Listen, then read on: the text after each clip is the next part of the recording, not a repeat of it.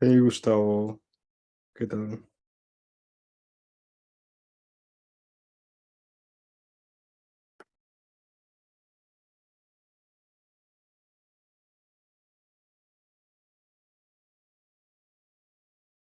Hello Benson, hello Gustavo, hello Luisa. Hello, how are you? Good, thank you for joining. We'll just wait for the hour mark and then we'll begin. Great. Okay. Hello, everyone.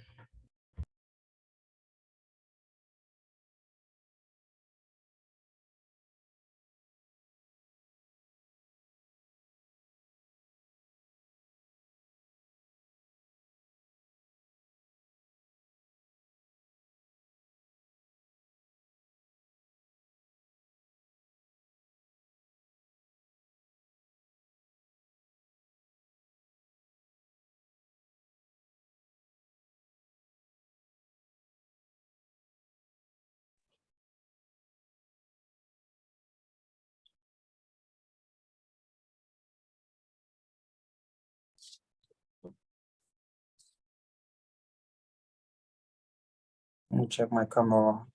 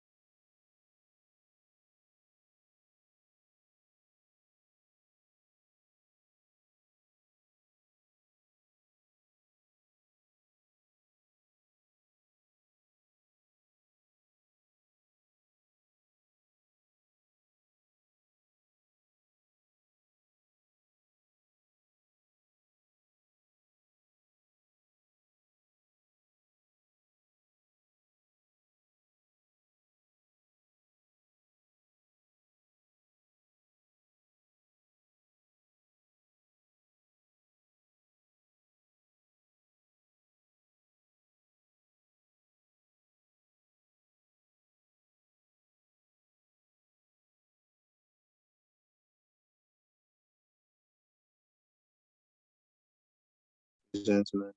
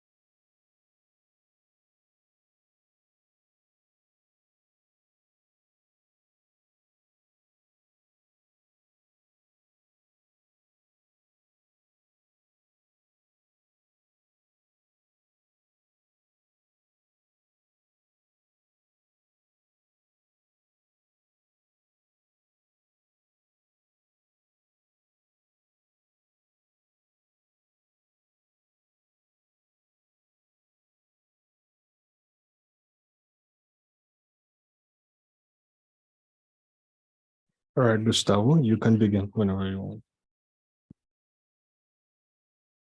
Okay. Do we have right. Okay.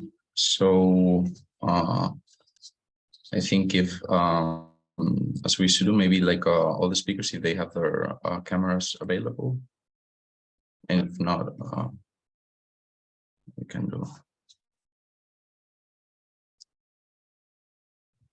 Okay.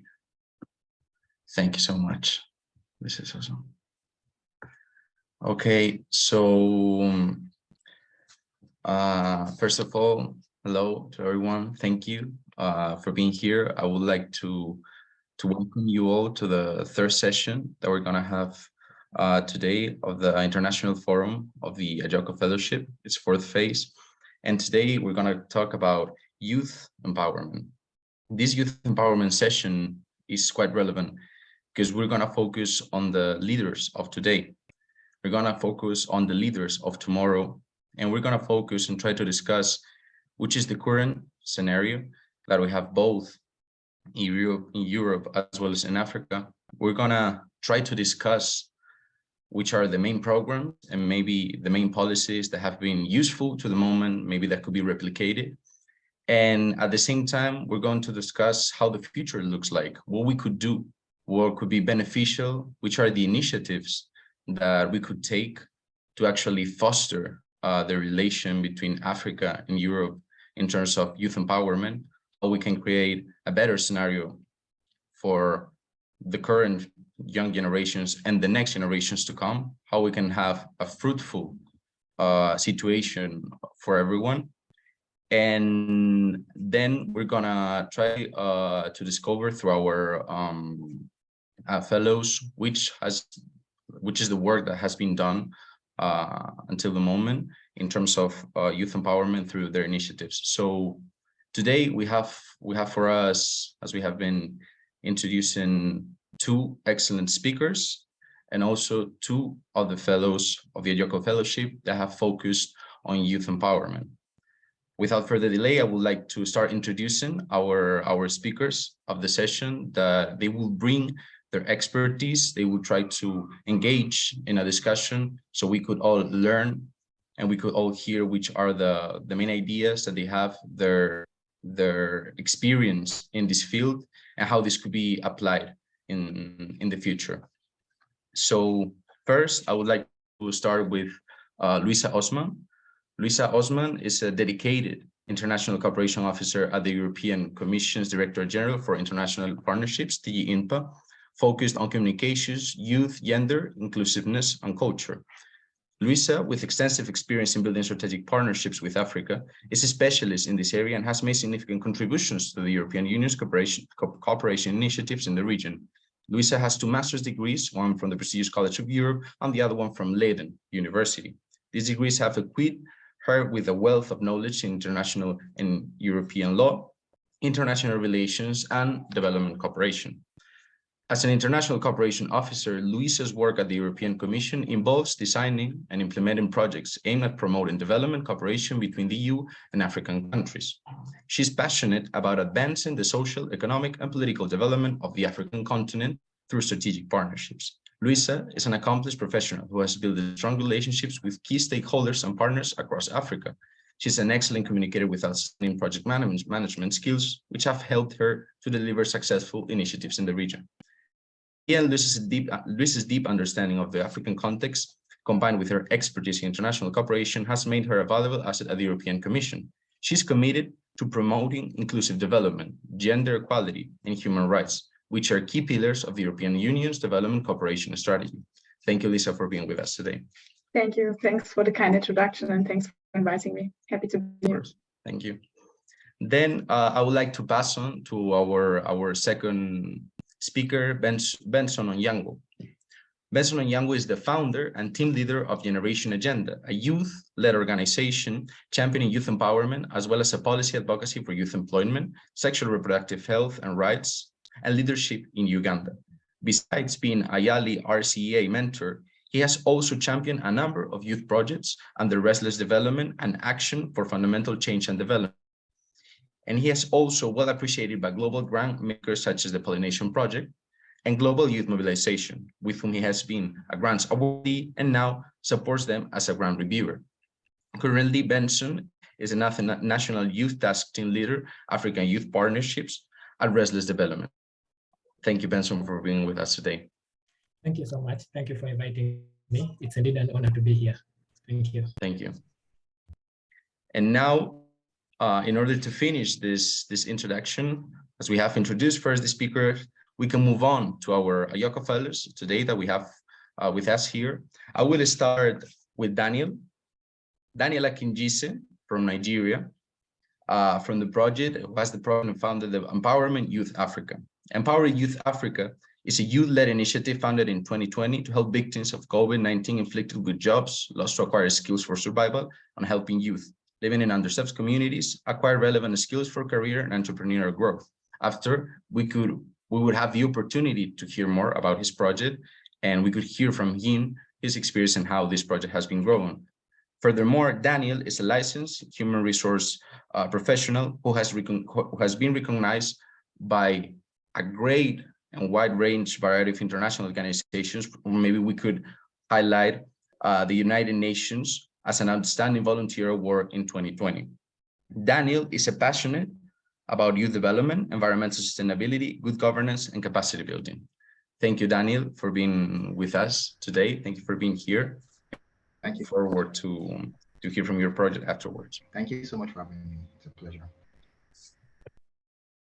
And finally, I would like to finish this round of introduction with Adedayo Adeoye, also from Nigeria, who is the founder of the project We Lead, which is an initiative advancing SG4 in Nigeria, with a mission to ensure that young people, regardless of the background, optimally utilize their innate potential by providing them with a bunch of tools focused on education, as well as learning facilities where all these students, it could be from high school, could be from different ages, in the end have well-coordinated study sessions.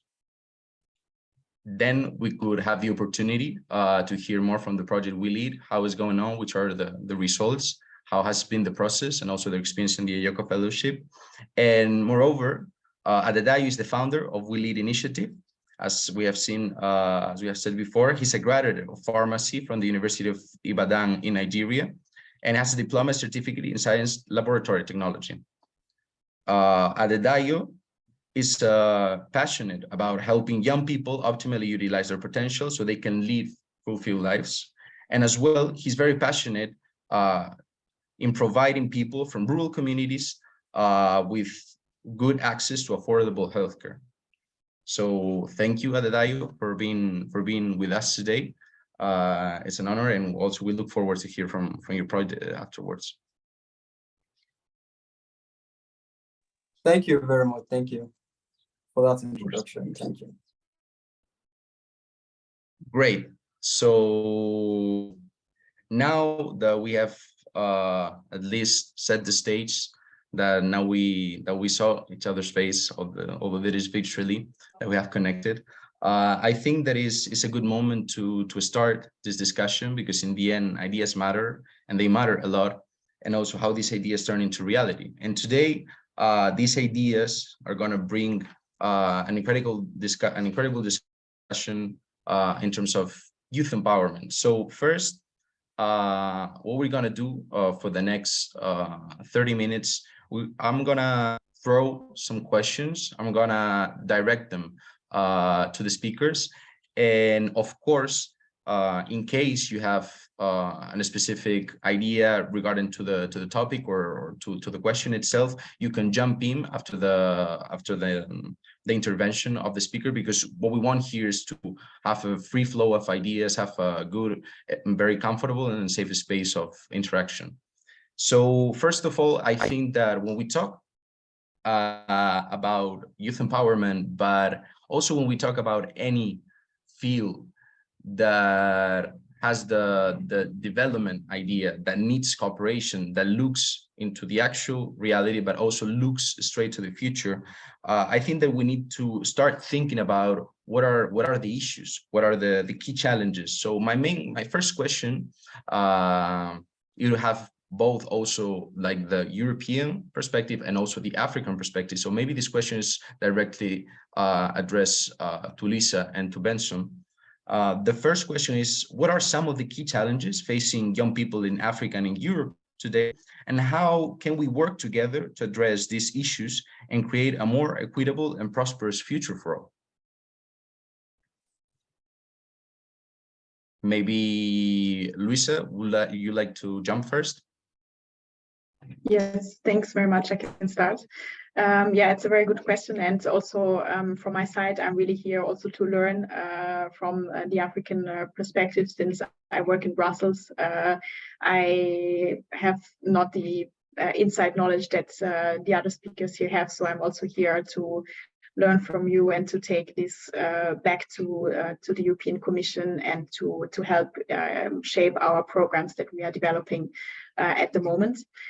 So, well, the key issues that we see in the European Commission and also that we are trying to address is, of course, first of all, the lack of participation or the lack of safe space or free space for youth participation in the policy dialogue.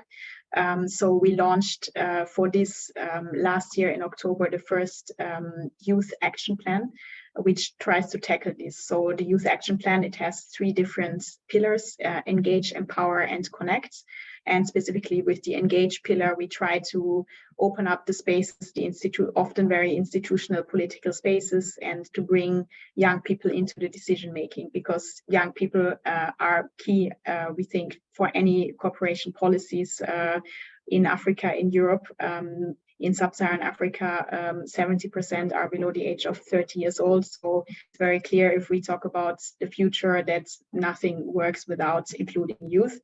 So we recognize that there is this issue that young people are not really included in the national decision making or also in the multilateral decision making. And with the Commission, we try to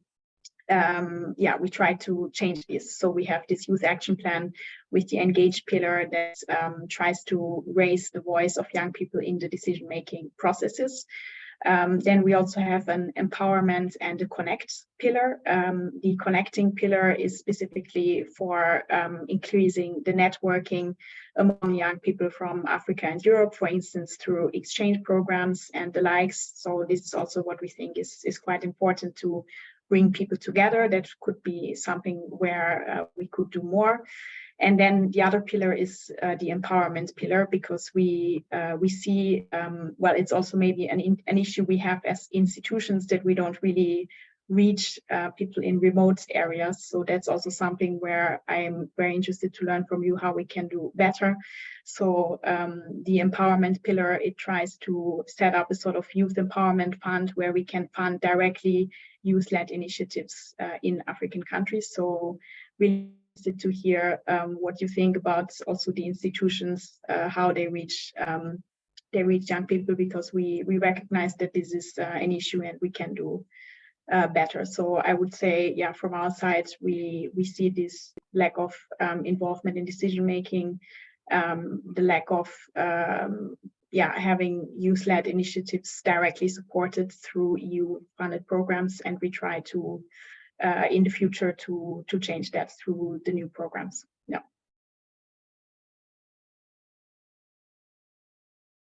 Great, thank you for your answer, Luisa. It's indeed very important to actually know from like how the ideas, like how these guidelines that we usually have, how these goals that we have in mind, they turn into actual programs, and to see the side from the European Commission as the main partner with the African continent in terms of development cooperation, it's very enlightening.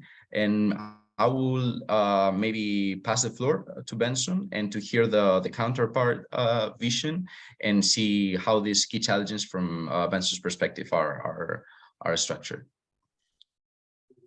Thank you so much. Very good insights from Luisa. She's spot on. Speaking on the perspective from Africa, yes, it is indeed true that the young people do not have the safe spaces. We lack a platform to participate. That is true. It could also be true that it is because that our elders, our fathers and mothers do not really want to, they're not comfortable to have the young people on the table of decision making. And of course, this brings in light the problem that young people in Africa face, which is inequality and discrimination. The young people are discriminated when it comes to the bit of decision making. They're not allowed to participate. But also, if you look at the gender perspective, especially for women, young women, they're also barred by cultural norms, traditional norms here, where you find that women traditionally are not allowed to sit with men when it comes to discussion of affairs that affect the community. So we can say that discrimination and inequality plays a big role. We also have some cultural norms that state that young people cannot sit with elders when they're discussing issues of importance. In Uganda here, we have the Bagiso tribe in particular. So you only consider the man when you're circumcised. And if you're not circumcised yet, you cannot say, you cannot contribute to any affairs of the community. So that's a big part. But the biggest problem that we face in Africa here as people, of course, is poverty. There's poverty all over. And because of poverty, we are unable to access resources and even to participate in some of the civic activities. You realize that when it comes to leadership, the politics of Africa has been greatly monetized to the extent that as the young people, the youth in Africa who do not have the financial muscle to outcompete the already wealthy and old counterpart, they cannot compete favorably, and that's why you'll see that the young people are not found on the tables of decision making. When policies are being made, the young people are not there, because when it comes to time to participate in some of these competitions, they're unable to do so because they're poor, they do not have the resources. Yes, so it is something that we really need to look at. Of course, second to poverty, we have unemployment in Africa. The young people are greatly unemployed. In Uganda here, the young people are over 75% of the population. But we can also authoritatively state that over 60% of these are not engaged in meaningful employment. So I believe that our counterparts from the European Union have been doing a lot. And I'm glad to hear that you want to now start channeling the support directly to youth-led organizations, because this means that the young people will be at the leadership of implementing these programs other than waiting for the final decisions. Because in most cases, the young people are only waiting for the final decisions to be made for them, and they only have to participate as beneficiaries, but they do not play a role in decision making. So I'm looking forward to seeing how the European Union works on this. Thank you. Well, I think that somehow the synergies just from the very beginning are starting to appear, which is great, because in the end we see that the actions, although geographically we could be at a great distance, the ideas and the momentum is getting us closer. So I think this is very relevant. In this sense, I will maybe, since I think we have enough time to discuss, I will maybe ask both Daniel and Adayo, if from your perspective, also within Nigeria, from your different regions, what are these challenges that you see that maybe could somehow match the ones that we've seen before, or maybe some other challenges that we can adapt to these challenges scenario that we're drawing right now? All right, can I go first? All right, thank you so much for having me. Just wanted to say that again. I want to say thank you to Louisa and Benson. Benson, I think your volume was a bit low, and though I got your point and you made so much point, I just wanted to start by saying that a lot of problems young people face a lot of challenges in Africa and in Nigeria, one of which is access to education.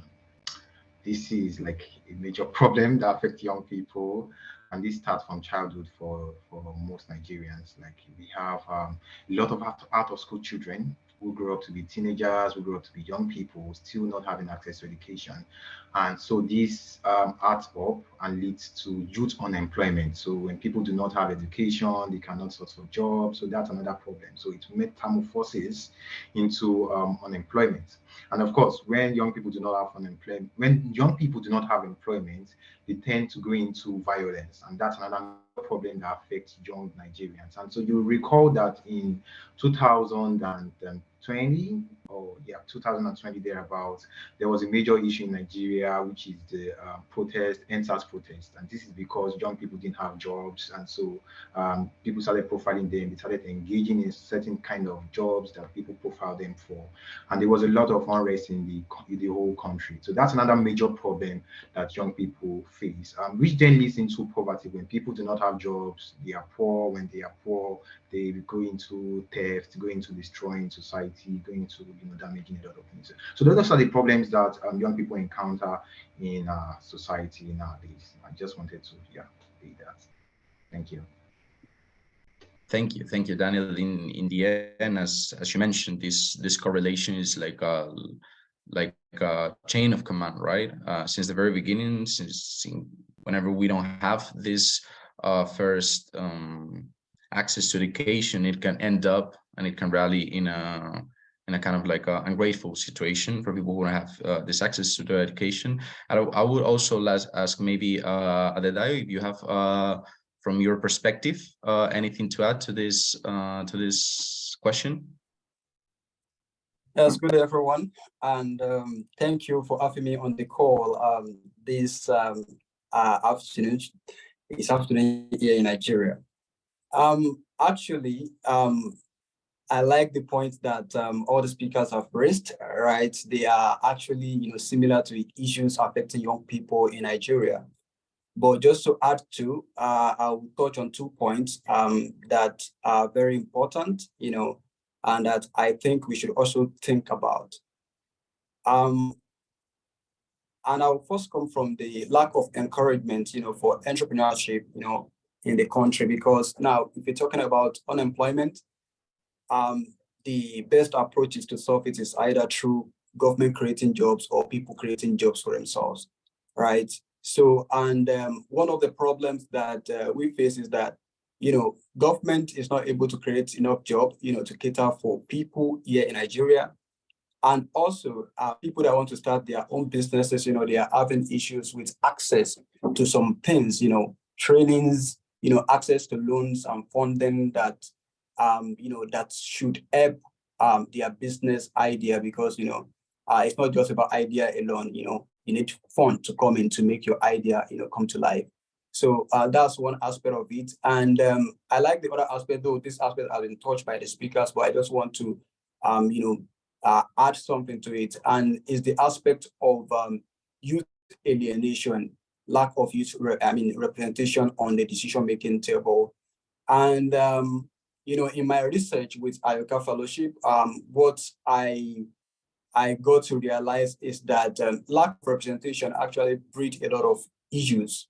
One of them is that there's this feeling of, oh, we are not interested in the running of affairs on the country. They don't see us as very important, to the decisions that affect our life. So people tend to, engage in certain acts that are against the progress of the nation. They feel that we are not included. So automatically, we can do anything to affect the system. It is time alienation. And this can breed. And one other thing is that by the time these people start feeling like we are not involved in the decision making, but when election is coming, these people recruit us to be part of election talks and all of that are very rampant in Nigeria here.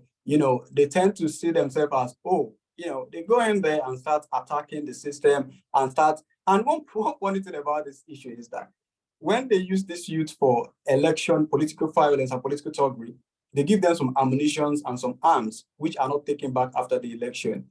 And once the election is gone, these people are unemployed, they don't have job. So they see this as a tool for lucrative business like kidnapping, banditry, and that's why you have pockets of violence, in Nigeria. I've not traveled out of Nigeria, but I know that in Nigeria here, all those things actually add up to bring about some social crises that are actually militating against the progress of the country. So I think I want to also learn how the European Union and also Mr. Benson is addressing this in his country.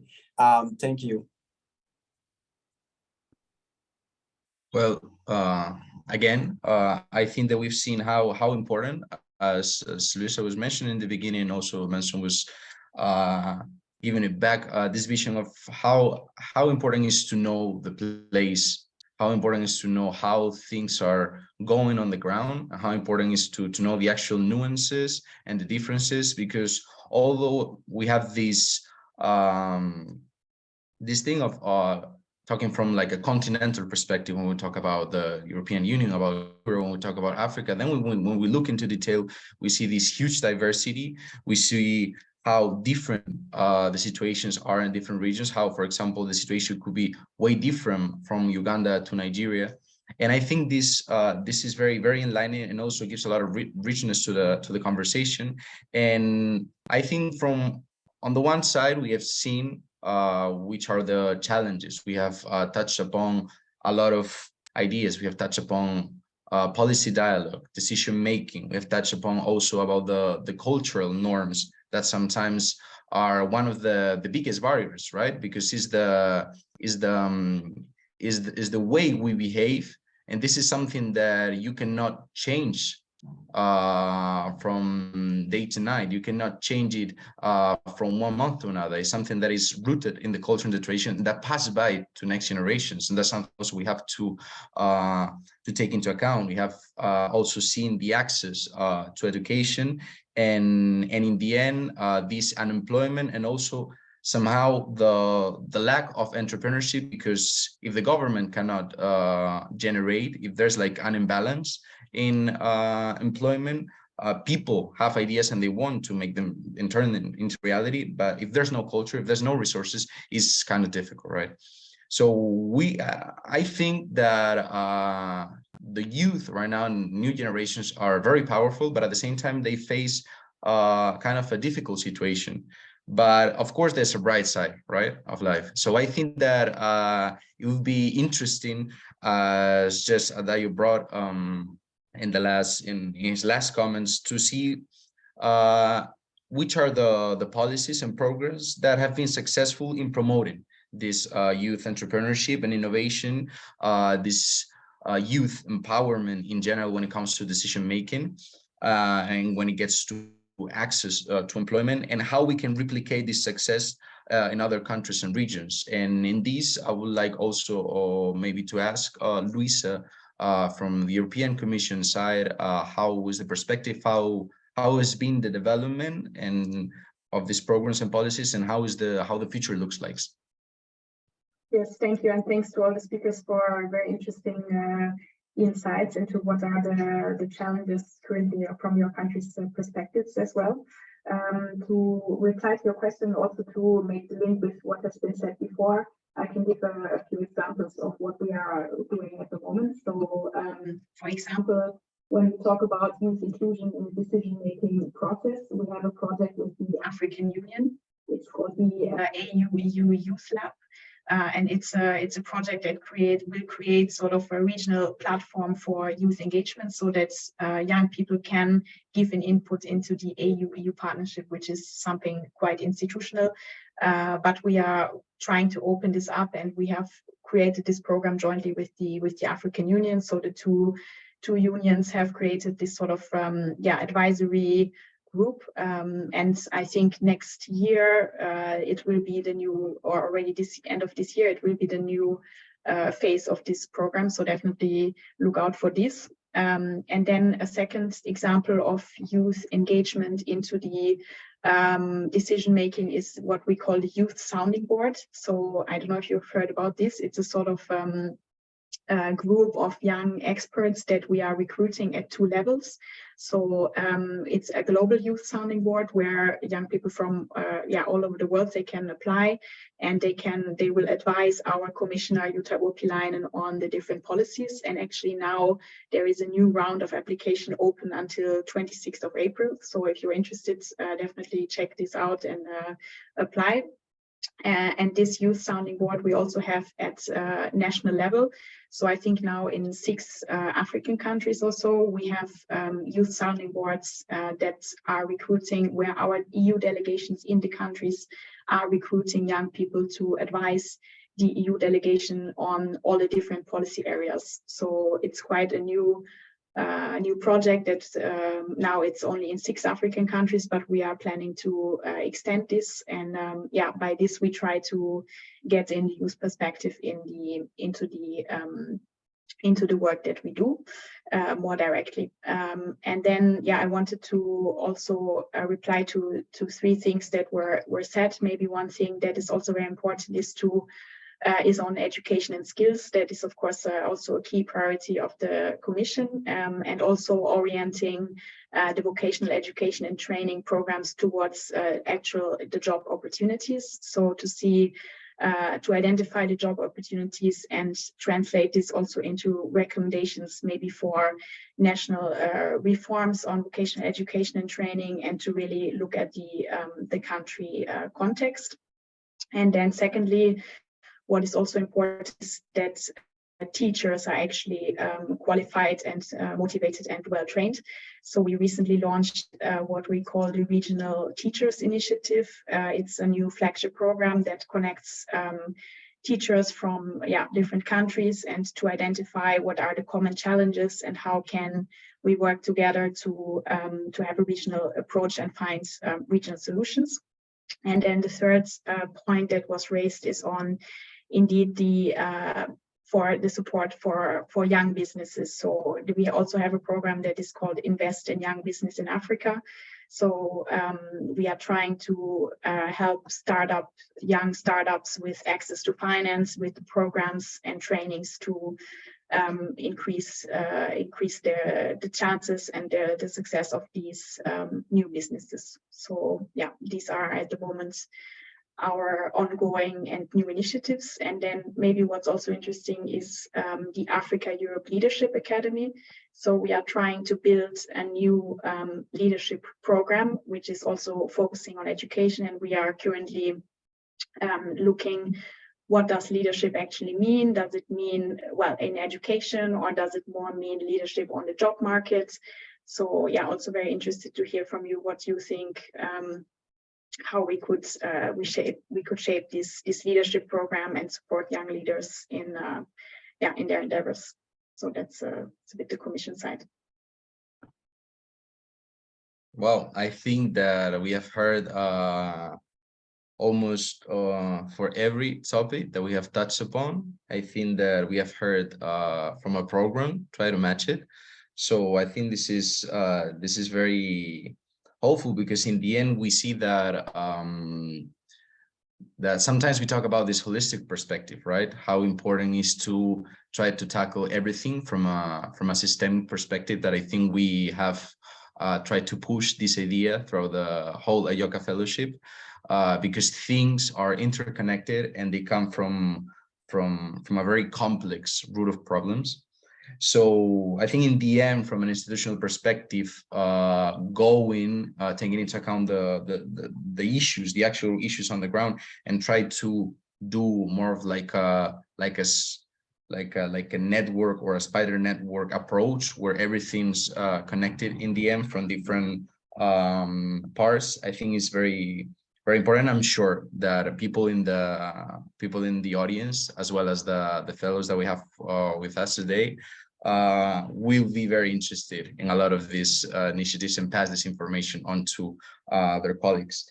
And this is from the EU side, but I will also ask Benson from his work, from his experience, which are these policies and programs that, in your case, from an African perspective, also from a national perspective in Uganda, what do you think, or what you have experienced that it actually works and it could be replicated in another countries? Yes, thank you so much. Of course, Luisa being at European Union definitely touches lots of things that are happening over here, because I would love to tell you for sure that they're doing a lot down here. I was working on a project that empowers young people in slum settings in Uganda with vocational skills. And you know, this is very cross-cutting in that you help them with the skills they're able to sustain themselves. But on top of that, it tackles the fear that Adedayo had, whereby young people end up at the wrong side of being violent. So when the young people are empowered, we are able to counter crime and extreme violence in these settings. So this is something that the European Union has been doing in Uganda here, and I'd like to, before Lisa, to applaud them for that. Yes, education and skills is very important. Post-COVID-19, we realized that many young people dropped out of school, and they needed to be skilled so that they can be able to survive on their own. And what the government of Uganda did is that it came up with a program to build vocational training centers in every region of Uganda. Of course, this is not adequate, but it's a step, I should say. When we come from the regional level, we come to sub-regional and then probably district level. Of course, we are, as policy advocates, we are also asking them to bring it down to the people so that they are able to access these trainings right from where they stay. Sorry. I'd like to talk about a program that I'm working under, and that is the Africa Youth Partnership under Restless Development. What we are doing mainly is that we are advocating for equitable recovery from the COVID-19 pandemic. So we realized that when the pandemic broke out, very many people were affected. But if you look at the demographics of Africa, the young people are the majority. Worldwide, we have over 1.2 billion young people in the world. But then who was the most affected by the pandemic? If you look at Uganda, where over 75% of the population are young people, we had the longest education lockdown in the world. For over 2 years, the young learners were at home, not studying. What were the implications? Many of the young girls were pregnant. Many of them were sexually harassed. There was a lot of domestic violence, but also the young people who were mainly, of course, engaged in what we call juakali, or subsistence economy, lost out on their sources of employment. They could not survive. They could not go back to their businesses anymore. The businesses had collapsed because of the long lockdown, which was brought about by the pandemic. But also, if you look at the mental status of young people, according to various research, the young people are affected mentally by the pandemic. And of course, post the pandemic, we are asking ourselves, where do we go from here? And of course, the government has come up with various programs. If you look at the business stimulus packages, which are meant to, of course, benefit the startups that were affected by the pandemic. But what are the requirements for you to access such funds? If you look at the young people who were mainly affected, the small businesses that were mainly affected by the pandemic, they cannot access such funds because of the requirements that are needed for you to access such. So you find that the young people cannot access this.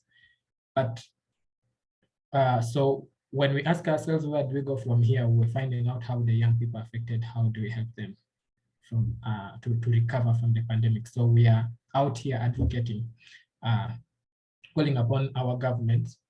The program is implemented in 10 different countries. So our colleagues in Ghana and Nigeria are calling upon their governments to totally remove the tax on sanitary pads. Here in Uganda, we are calling upon the government to ensure that there is improved infrastructure to enable the young people, even in the rural areas, to access education, digital education. Because during the pandemic, many schools decided to go on with education digitally. But how many were able to afford that? the young people the young learners from slum areas and rural areas were not able to access education because they did not have the tools, they did not have the logistics. They did not have phones, they did not have computers, they do not have TVs, they do not have electricity. You get? We do not have stable electricity in Uganda, and more so in rural areas. So we are looking at such inequalities, and we are calling upon the government to focus especially on digitization of education.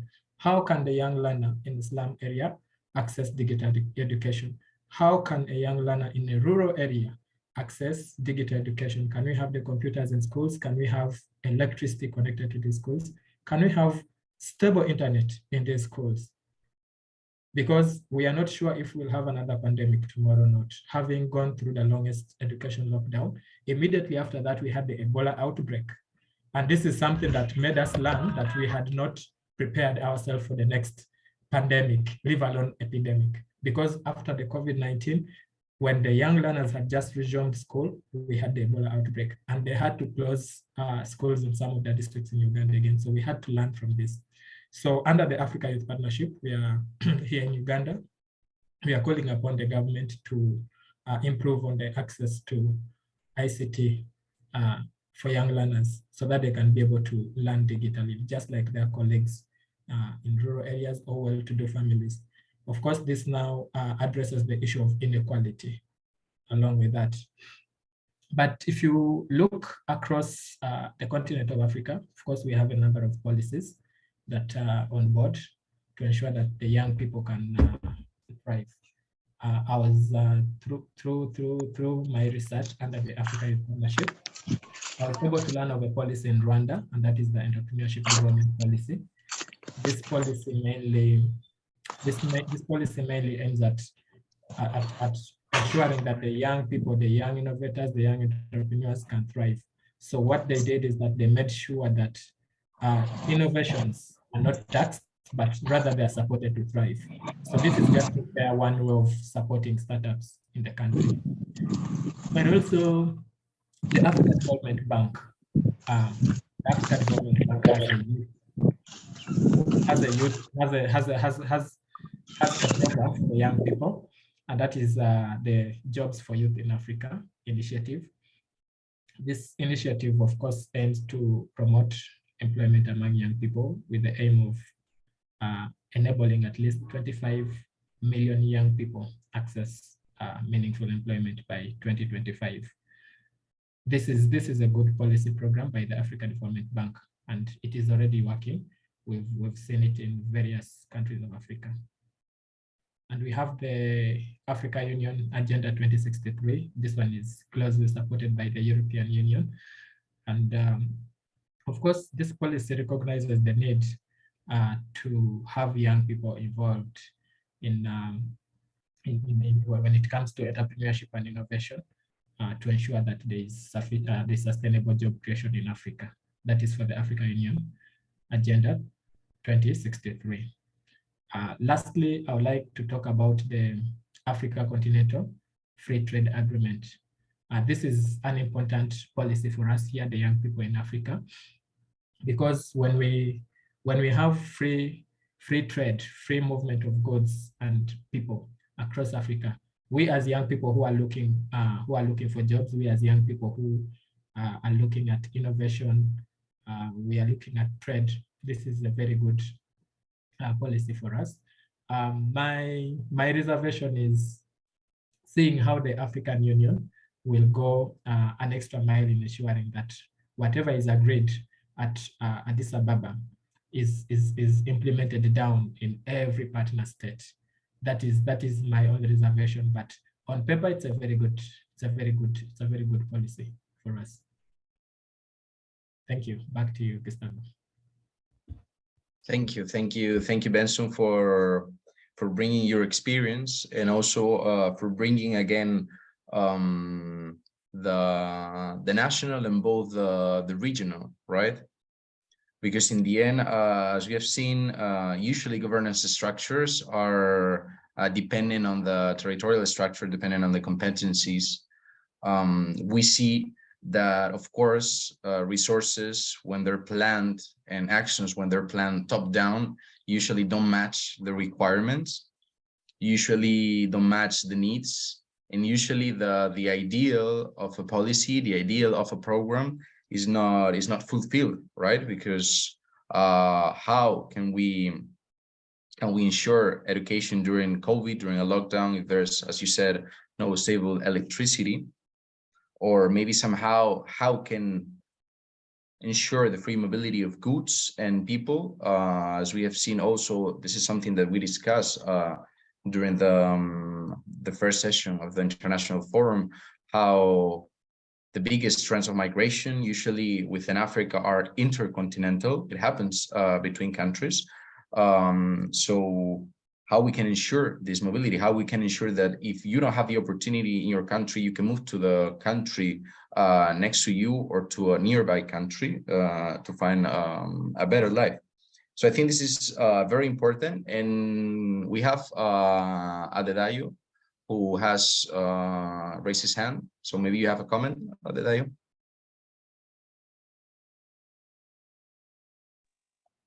Yes, thank you very much. Those were interesting points. So I'll just add a bit to it, actually. And let me start by laying the background that this topic we are discussing is a very personal topic to me, actually, in the sense that considering my background, I grew up in a rural community in Nigeria, and I was able to struggle through and graduated as a pharmacist from the University of Ibadan. And anytime I go back home, I see some of the people that will grow up together, hunting bushmeat, some of them riding bike just to put food on their table. I try to empathize and put myself in their shoes. And that's why I think I'm on this journey. And that's why we founded Willy Initiative, right? So during my Ayoka fellowship, me, myself, and my team, we conducted an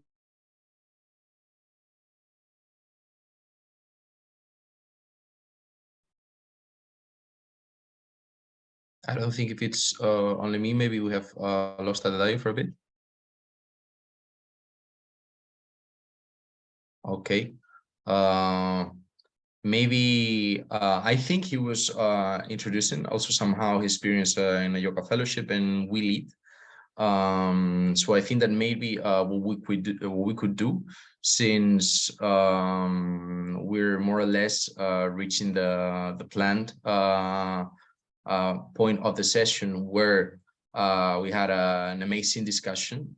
I think we brought up a huge amount of topics. Usually when right minds come together and they have a good brainstorming, and there's free flow of ideas and everyone can jump into the conversation, I think topics start to interlinkage, start to show how the reality actually depicts, right? Because I think we have come through the African side from a very systemic and holistic perspective, touching upon from the African Union to the national situation, Nigeria and Uganda, and then we go into the rural and local communities, as it has been introduced, and also as Adedayo was mentioning. Then we have also heard how the situation looks like from the EU perspective, which are the most pressing issues from the institutional perspective, how an institution like the European Union actually understands the challenges, because this empathy, this win-win relation, these one-to-one somehow relationships, they need to happen. They have to be respectful, they have to be fair, so they could be sustainable in the long term, because that's the main idea. And mainly when we talk about youth, because we talk about the leaders of today and also the path for the people of tomorrow.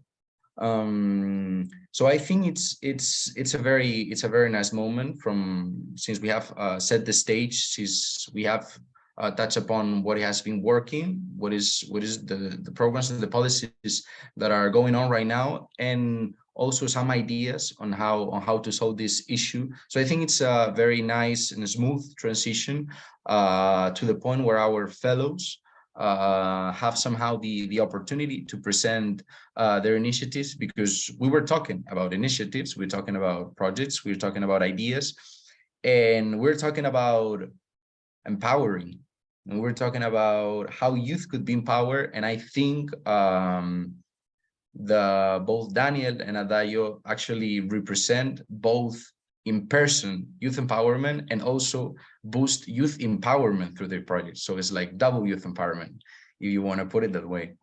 And I think that what we could do somehow to actually also let the audience know maybe we're gonna work.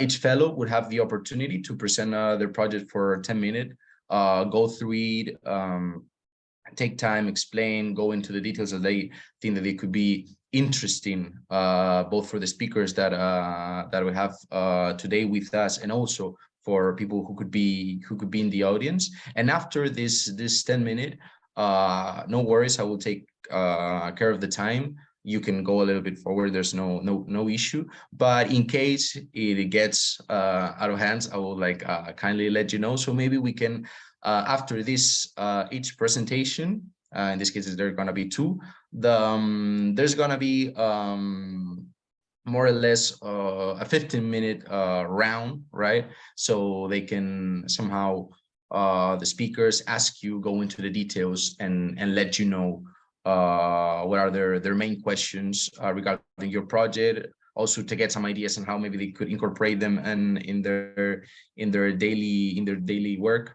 So Daniel, if you want, you have the floor. You can start. Oh, before we start, we have here Adayo. Sorry, Adayo, I think we lost you before. We're sorry, but it's okay. Since you were, just to a very quick updating, since you were also introducing We Lead, and we're talking about initiatives, and also due to the time, we have decided to start with the presentation of the initiatives. We're gonna let Daniel go first, then you go, and then you have these questions with the speakers, just to have a good and nice conversation about your projects. All right. Thank you so much, Gustavo. I want to say thank you to the speakers as well for sharing their information about what they're doing in their portfolio at the moment. I'd like to start by first saying in Nigeria also there's this policy that was introduced, which is the Not Too Young to Run bill, which actually allows young people vie for political positions if they want. And I think the age start at 25. So that might be something, one of the policies that we use. Having said that, I'd like to go straight into my project, which is known as Empowered Youth Africa. Empowered Youth Africa is a youth-led non-profit that started in 2020 during COVID-19 pandemic. But before I go fully into what the project is about, I'd like to state the problem and why the problem for this particular project, the problem that we see or that have noticed that made me go into the project. And in the course of my fellowship with Ayoka, we were made to go into like a research kind of activity where we did community research, understanding what the problem is about in the area of national problem, community, and all. So I will narrow down to this. There is an increase in the rate of unemployment globally, and Africa isn't left out. The International Labour Organization estimated that the global youth unemployment rate reaches 13.1% in 2017, meaning that about 221 million young people between the ages of 15 to 24 do not have access to education and employment or training. Bringing it out to Africa, so when we bring it out to Africa narrowly, it's a continent blessed with human resources, however, incapacitated with its young people not having access to affordable and quality education. And I talked about this briefly when I was giving feedback to the question. This is strongly what is responsible for lack of access to quality education could be underdevelopment, unemployment, robbery, and unrest. If African countries must move from the state of underdevelopment into development, they must start considering how to invest in their youth through sustainable innovations and reforms in our educational standard.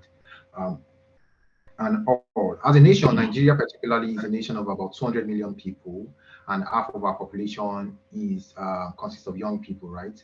And it's no news that Nigeria records about 13.9 million unemployed youth, mostly living in underserved communities and that do not have access to quality education and skills for livelihood. Having given that background, I'd like to give you an intro of how and why I started my project. So in 2020, COVID-19 happened and a lot of my friends lost their jobs to COVID. Like I had friends who work in a bank, they lost their jobs to COVID, right? They were told to go home because of the company couldn't work at the moment, and so some of them were probably called back. And so what I did first was a friend of mine reached out to me to say, look, my girlfriend lost her job, but I would like her to learn graphic design because I feel if she learns graphic design, she can support our business and do all this PR and social media posting with that, and that would boost our business. So I took up that task and I was able to train her for a month in graphic design. It was a paid gig, right? I got paid about 30,000 naira to take her that course, and I realized that after that 1 month, she was good in graphic design, and she started to do it herself. She would, do graphical content for a business, and that also improved our business. And so I looked at how to also continue this without, of course, charging people, because I felt, yeah, a lot of young people need skills to fend for themselves in that period of COVID-19. People didn't have access to money, didn't have access to food. And so what I did was to, put a group of my old school association, my uni guys, who were also in this situation of unemployment. We gathered about 40 young people, my colleagues from school, and I trained them. I brought like a speaker who took them on data analytics. I also believe that this is a skill that one should have, because at the time it was like something very, very important for young people to have. You could get them job. They could also, do some of their projects with it. And so I brought someone on board who trained us on that, and it was great, because some people started to get jobs just because of that skill that they got. People who didn't, try to get job with it decided to, go into higher stages of, training for that particular thing. And so for me, it was encouraging, and that made me go fully into training young people on technological skills that would help them survive in COVID-19. And even afterwards, I was making money. I didn't lose my job in time of COVID-19, but a lot of my friends lost their job. But by the side, I was still making money with my skill. I was into photography. I could take photos. I made money from that, and it was like a gathering, palo wedding, and all of palo celebration. I made money from graphic design. I made money from writing. I could write. And so all of these things was getting me money. So I thought about how to also help my friends, help people around me in my community have access to these skills, and they can fend for themselves. So that's why I started Empowered Youth Africa. And I organized my first training on branding. I brought someone from India who is like a specialist in terms of branding PR, because I also believe that branding would help you get the kind of job you want. It would help you put you in a place that people would, acknowledge the value that you're bringing on board. And so it went so well, because we also recorded about we had two sessions and recorded about 50 people who participated in this session. And that also prompted me to join in partnering with Jobberman Foundation. Jobberman itself is about the largest recruiting firm in Nigeria, and they have a foundation, which is a non-profit arm of the business, where they are challenged, they are faced with training 5 million Nigerian youth in the next 5 years. And so the implication of this is that they will need young people to partner to train and all of that. So that was what I did. I joined them as a facilitator, soft skill facilitator, and I would have my own session, personal session, every quarter. And during these sessions, I would have like 250 to 300 young people in that session per quarter. So the implication of what this means is that for every year, I have 4 sessions every year. This is 250 times 4 or 300 times 4, however the case is. So this means in a year, I train about 1,000 young people personally. We have a lot of facilitators, but personally, I train about 1,000 people personally. And I've been on this program since last year, which makes it like 2 years now. So basically, it means that in the last 2 years, I have particularly personally trained 2,000 young people. And why I decided to leverage on this partnership is because of my connection with a mentor that Ayoka gave to me. During the course of the fellowship, I was also privileged to be mentored by someone who is great, who runs a project before she left Nigeria. She's in the States now. And so one of my questions to her was how I can continue to impact young people even though I am away from Nigeria. And so one of the things she told me was leveraging on technology, leveraging on partnership, right? You can now have people trained, like for instance, I'm tweeting here, I can train over 1,000 persons today if I want to, because I have internet, I have Zoom, and I have all of those things. So leveraging on technology, leveraging on partnership helped me improve on my initiative. And in the last 3 years, because I started in 2020, I'm proud to say I have trained a lot of young people who have skills that are their surviving rates in terms of their businesses and in terms of their career. And talking about mentorship, basically, some of these people reach out to me on LinkedIn to say, look, you spoke about this. I am interested. How can I, pursue this path? I can now continue in this path. So that's when my mentorship come on board, peer-to-peer learning for people that are colleagues with me. So I tend to mentor them on how to continue in this. And finally, as HR professional, it's also important, and people say young people do not have skills. And the Minister of Education or Labor in Nigeria at some point said our young people are not employable. So I also strongly believe that if young people have skills that would make them survive in the workplace, then they become employable. So this is one of the reasons why I also started Empower Youth Africa, to give them these required skills that would help them, get the kind of jobs they want, and not just get it, but to sustain them. Thank you so much for this opportunity again. I appreciate it. Of course, thank you, Daniel, for this introduction. Thank you for these insights on how your project somehow has impacted, because I think when we talk about measurement, right, one of the points I remember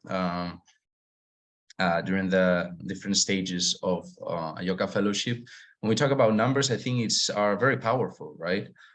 When you look at it, when time goes by and you look about the people that you have impacted, you look also, you listen, you hear the testimonies of the people, and how reconforting is to see that the problem you saw one day, the problem you identified, had somehow helped you see or created an actual opportunity and a project for the people to try to overcome the same issue that you had and that you experienced in people around you. So thank you so much. Now, since we have heard about your project, I was wondering if maybe Luisa or Benson have any questions about the project itself, about maybe the beginning, about the development through Ayoka, about how it is going on now, what are the future steps, or any kind of recommendations. If you have any thoughts, Luisa, Benson, feel free to go. Thank you. I think I would like to go first. You're doing amazing work, Daniel. I'm really proud of you. Me and you share something in common. Here in Uganda, I train young people in vocational skills, especially in how to make leather products such as shoes, bags, and wallets. But I have faced a number of challenges in my works. I would like to know if you're facing any challenges in your work. Thank you so much for this question. And before this session, I actually planned on answering this because I know you probably ask. When I started this project, one of the persons I reached out to help facilitate a skill session, because I do not have all the skills, particularly digital data analytics. One of the first persons I reached out to said, look, Daniel, I do not have time for this if I'm not getting paid for it. And so this is one of the challenges that non-profit organizations will face. You don't have money, obviously, and you want to impact the lives of young people. How do you do this? You leverage on the friends that you have. So this particular person told me point blank, I can't do this for you because you're not paying me. However, I'm going to connect you with someone who would be willing to do it for you for free. Right. And so that's what I did. I reached out to the person and the person came on board. So first, my first challenge is having volunteer facilitators who would impact, who would help, share their skills with young people. And if I do not have that, financial the financial capability or capacity to give people the kind of skills that they want is a challenge. And secondly, before I left Nigeria, currently I'm not in Nigeria now. Before I left Nigeria, it was easy to put people together. But right now, having to physically gather people is a challenge. And so that's why I talked about leveraging on technology. So right now, I use my computer to train people. And it's been working well for me. I mean, in the first few months, it was challenging because it was hard getting people. And you spoke about this point as well. Most people do not have access to internet. People who have access to internet, some of them do not have access to electricity. Some of them do not have access to computers. So that's challenging too. People you want to train, people who need these skills do not have basic basic amenities, basic gadgets to take this training. So that's challenging too. But as time went on, it became easier because you could now connect people to say, okay, you've taken this training before. You can use your phone to do this. Okay, you can get internet. Sometimes I have to pay for the internet of people who are joining the training to say, okay, just take 500 naira to buy internet so that you can join. So for me, those are my challenges when I started, but we've been able to work on some of them.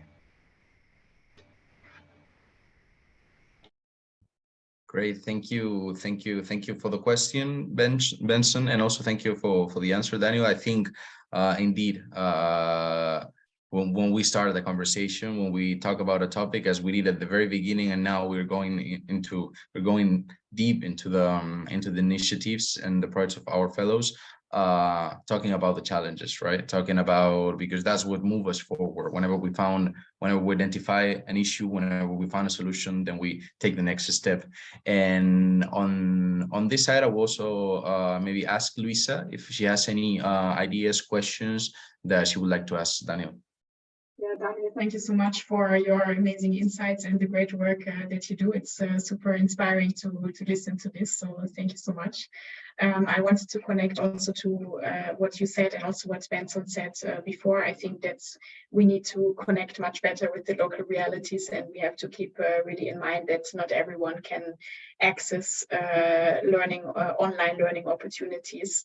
So one of the ambitions that we have as the EU with what we call the Global Gateway Africa-Europe Investment Package is to accelerate universal access to internet networks. So it includes really infrastructure projects like building fiber optic cables, but also data infrastructure, data protection.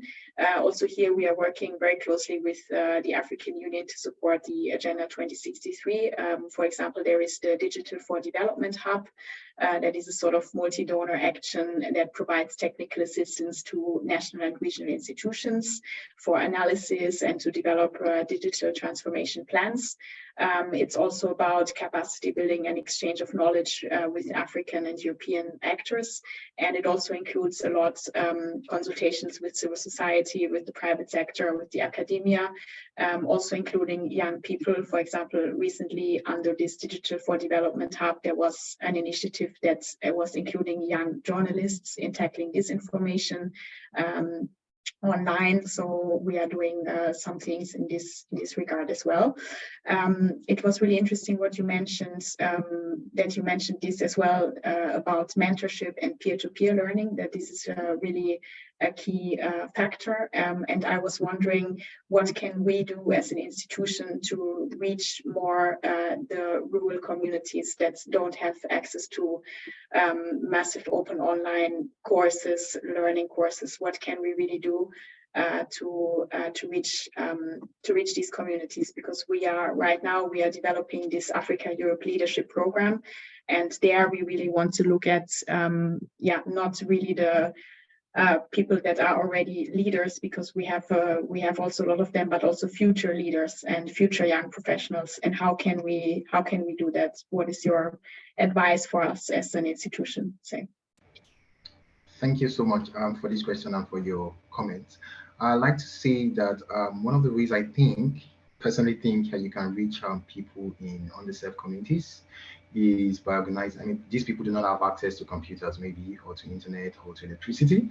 One of the things I've seen people do is to organize like community programs, like like you in town halls, right? You go to a community and you gather maybe like 20 people together and you're teaching them about certain skills that you want them to see. I still see these things happen even here. People organize town hall meetings just to train people because people individually do not have the kind of resources that would allow them, learn. And so even in Nigeria too, people would organize community programs, and in some other African countries too, people just organize maybe in a room and you're training people. That's, I think that's the contemporary way of learning, classroom kind of training, but other than using the internet. So I think that's one of the ways. Secondly, I think we can also leverage on programs like the one you talked about, Youth Sounding Board. These are people who have influences in their communities, right? And so they are popular or they've done something in the past with their community. And so they can leverage on their influence to impact the lives of people. So for instance, you have a particular skill that you want to teach the whole of Nigerian youth, and you want to find out how to communicate this. You can leverage on these influencers to pass across these messages. These people would reduce their maybe Instagram pages or their social media pages or even their community power to transfer these skills and this information and these opportunities to young people. Those are the two ways so are two things that come to mind. Thank you. Thank you. Thank you, Benson. Thank you, Luisa, and thank you, Daniel, for answering the questions. And maybe I just had a kind of like a quick idea to make use of this last 2-3 minutes before we pass on Adedayo. That maybe I was wondering if this through conversation, if also like from Benson, from Luisa, from Daniel, from hearing other questions, also reflecting on your own answers, if there is any synergy that you see between your project, if there's anything that maybe it could be interesting that Luisa or Benson could actually help you, or any kind of expertise that you think that from the EU side, from the African side in this case, from Uganda, from their experience, from their ideas that you have heard, something that maybe come to your mind, any question also to them regarding your project that maybe could be helpful for you. All right, so is this question to me? Oh, sorry, I was giving it to you in case you have something that maybe you think that it could be also positive for you, like kind of like to have this two-way. Yeah, I think leveraging on the brands that they have already. These are two great people who have come to this platform to share what they do with the organization, and so I'll definitely like to connect with them on maybe LinkedIn, on platforms. So in case I have projects that I would need their support, maybe their support in executing, I would love to reach out to them. For now, thank you so much. Awesome. I think in general, having this space will be very positive to actually to bring these first interactions on Zoom, on the same tool that you use, Daniel, to reach a lot of people. It's also very useful to connect and to keep these relations and these connections alive. So thank you so much, Daniel. Thank you for your work, for your presentation.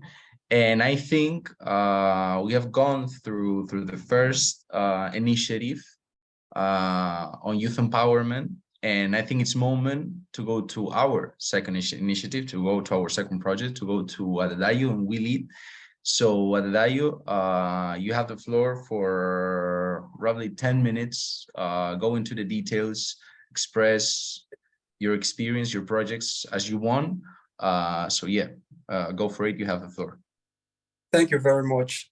Let me start by telling you that this project is a personal project, like I said earlier. I started it for one major reason. I empathized with my friends, that are in the town I grew up. I grew up in Bogo town in Osun State, southwestern Nigeria. It's a small town. So, when I was trying to analyze this problem in my head, what I could see that made the difference between myself and these people, is education, right? And from my research, right, there are so many things that actually go in, for people to get quality education. And these things are lacking, in the rural communities. My project is focused on rural communities and with priority for first generation students and students who are from poor families. So when I analyzed this issue, I realized that majority of these students are from these rural communities, they go to state schools, and state-owned schools, those that are financed by state government in Nigeria. So, and one challenge with these state schools is that first, they don't have adequate facilities, right? The facilities are poor. Even the classroom, they are not in good shape. Another thing is the quality of teachers that are in this school. Majority of them, the way they are even selected, they are based on, it's not about who knows what, is who knows who. It's based on nepotism most of the time. So, and with that, quality teachers will not be getting to the school, and they won't provide adequate information for the student. I also realized that that the schools, the libraries are not well equipped, and also the students themselves, they are not motivated because they see people that have graduated from school, coming back to the same town, riding bikes, they don't get job, unemployment, and all of those things, they are there. So what we came up with as a team, I have a team of 5 people who are carefully selected. And, I say carefully selected because, it's a non-for-profit. And I realized from the start that there is going to be a problem with funding. That's number one. And also to get some people to handle things. So I look for people that have connection, that have influence, they can have people in their network that we can easily reach out to, to support our project. So we gathered these people and we thought about it together, and we came out with 4 objectives. So the very first objective that we are focusing the initiative on is to provide academic support, for these young people. If you have used textbooks and all of that, we are going to get it from people and then, support the students with it, right? We also want to support them with finances. What we realize is that majority of the of the families in rural communities are poor. According to statistics, majority of them are living below the poverty line. That's $1.73. So that is a problem. They couldn't finance their own education by themselves. So we try to support them with the token that we can gather from people. So we try to support them financially. Another thing that we realize is that these young people, I don't know, but maybe by the virtue of the background where they grow up, they don't even understand the language of instruction in school. Language of instruction in Nigeria is English language. And I want you to agree with me, that majority of these young students don't even understand the English language. And once you don't understand the English language, there is no way you are going to understand what is being taught, in English. And I got to know this because in 2019, I went to volunteer to teach chemistry as a university student in a local school. I am studying pharmacy. I don't have business with education, but because of my passion, for young person's development, instead of going to volunteer at the pharmacy, I went to my town to volunteer in a local school to teach chemistry, and this gave me a broader view of what the problem was all about. So I realized that the communication, the language of instruction, it's not well understood. And these people, these students, what they just did, even the ones that we assume were brilliant, usually cram the subjects, they will cram the content and come and pour back for you inside the exam. So you just laugh as a teacher and just try to understand the problem, understand the case of the student. So the third thing is that we realize that this system, yes, it's bad. The resources that are coming in, they are poor, they are inadequate. And what are they turning out? They are turning out a half-baked student, right? These students don't end up passing their final exam to transit into our institution. So that becomes a problem, And we were like, so if these people, they don't pass the final exam, they don't make it to universities or tertiary institution, what will they be doing, right? They don't have enough skills to, to fend for themselves. So what we are trying to do is to skill them up, maybe bring, some kind of tech skills for them, or even writing skills, public speaking skills, all of these things, so that they are engaged and they don't, involved in social vices. They don't, The last thing that we are doing is to provide mentorship for these people. We understand that they are discouraged. They have seen people in the communities that went to school and didn't get a job. But we want to tell them that, oh, it's entrepreneurship. You can get a job, you can skill up, you can use your skill to make money and all of these things just to boost their morale. So we are like distance brothers and sisters to them, to provide them with all this, all this information. And what is really helping our initiative is that I grew up in a rural community, right? And I understood the culture and the behaviors of elders and the influentials in the community. So we try to, before we go into a new community, like last year around July, we organized a project for 4 schools in rural communities. So I leverage on the people that I know and the kind of cultural relationship that exists there, the manner in which you greet these people, the manner in which you engage them. What some people just need in those communities is sir. What some people need is that good morning, sir. If that sir is not there, they can't you as rude and unfit to carry project, and they won't support you. And they will say something that can affect your project a great deal. So my understanding of rural community, I think that's an advantage for me, to be able to carry out that project. So I won't tell you that because it's a very difficult project actually, because you have to go there physically, because these communities are facing the issues they are the speakers before me have spoken about, challenge of electricity, all of these things, and technology cannot work in rural community. I'm sorry to say in Nigeria, as I know, because they don't have light and they don't have access to computer, you understand? So we have to go there. So the level of impact might not be as 300 or 400 or 500, but I'm happy to say that since we have started, we have organized orientation program for schools, and we have been able to reach more than 100 people through mentorship. And we even supported 3 students with cash prize for their academic, because I said it's part of our objective to support talented students with cash prize. Now this year, what we have been working on is to partner with more influentials. Although at the beginning of the year, Nigeria experienced a lot of economic problem, the cash issues, the general election, and all of those things really affect our partnership. So what we are trying to do is that we are leveraging on our connection. And I think at this level, I share some similarity with Mr. Benson, right?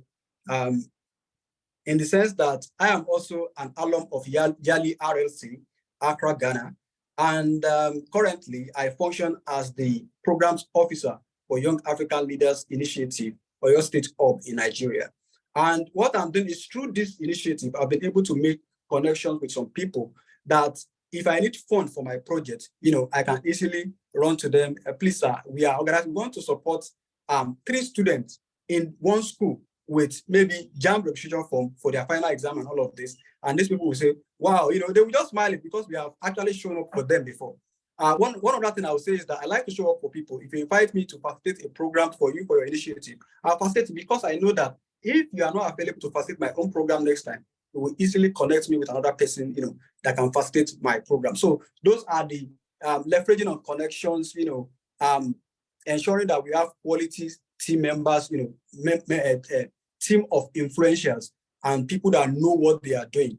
Are things that are helping our project, and I see us making huge impact in the near future. We are really, the level in which we are now, we are gyrating at a very, a very impactful level.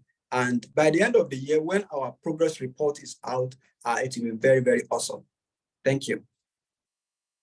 Thank you, Dadayo, again for explaining the whole journey from targeting and really personally from your background, understanding how rural and local communities work, what are the challenges that they face, how you structure the whole project, what are the incentives, what are the main objectives, what you plan to do, and also, as you said, of course, it's not only about the numbers, but also about the quality. You could have both, but when you talk about the targeting, that you make this long life impact that you try to, because also the resources that are not available for the people that profit from your project It's really amazing to see the passion and the impact. So again, same process. I'm sure that Benson and Luisa again have some very good questions.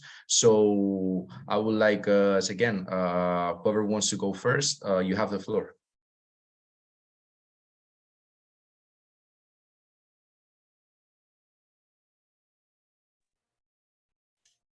Thank you. Benson, okay, thank you. Thank you so much, Dayo.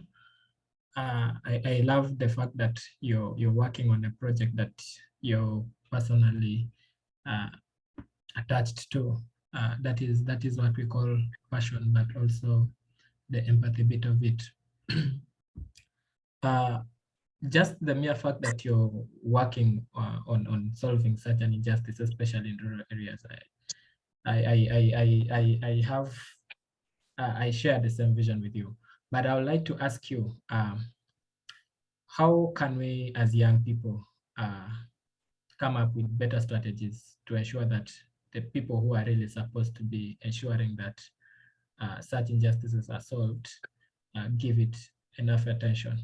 Because we realize, yes, that our brothers and sisters in rural areas do not have access to quality education, leave alone just even access to quality education. They cannot afford education at all here in Uganda.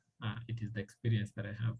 So how can we bring this to the attention of the national stakeholders to ensure that they give attention to such injustices? Because I am in Uganda. I have a small rural setting that I pay attention to. But then this is a national problem.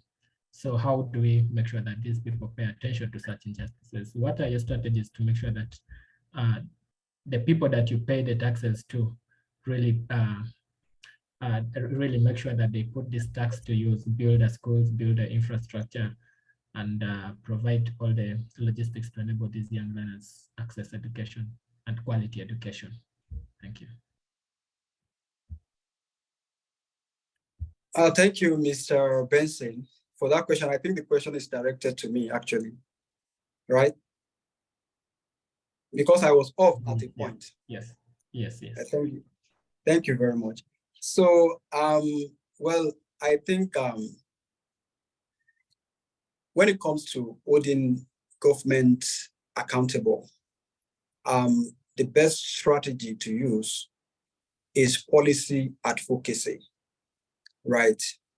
Because I would tell you, I have a bit of connection with some politician. My uncle is a party chairman in the state in Nigeria. So they are gamers and they always play games. So if you don't talk about it, if it's your right, you don't talk about it, you don't even know the strategies to claim it as your right, you cannot pressure further. It will be difficult for you to get that right. So where I see a solution coming in is to go into policy advocacy, use the right tools for the advocacy. For example, we saw what social media advocacy did in the time of NSAS in Nigeria. For Nigerians on this call, they will see the impact of social media as a very great advocacy tool, right?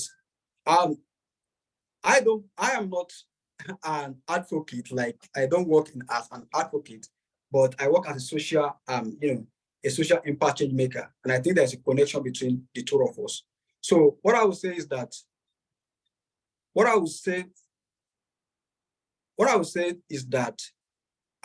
we should focus more on advocacy, to solve this issue, because these resources, especially in a democracy like Nigeria, majority and a federal system of government, majority of the resources are centralized and are with the federal government and maybe some with the state government. We need to speak for our rights. We can harness the power of social media. We should make people see the problems that these people are facing in their community. I remember there was a time in Lagos State in Nigeria.